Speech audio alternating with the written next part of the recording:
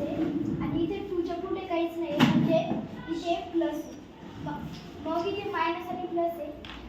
वर ट्रायंगल आहे त्याच्यामधलं मायनस आणि प्लस झाकायचं उरला मायनस तो पुढे लिहून द्यायचा आणि या दोघांची मल्टिप्लाय करायचं 2 3 चा 6. इथे 5 4 चा 20 पण इथे मायनस मायनस आहे हे दोन मायनस झाकायचे वर प्लस होतो.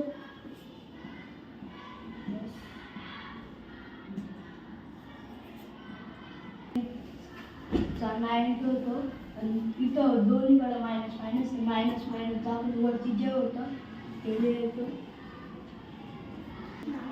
इथे मायनस आहे आणि इथे काहीच नाही तर या अंकासवर प्लस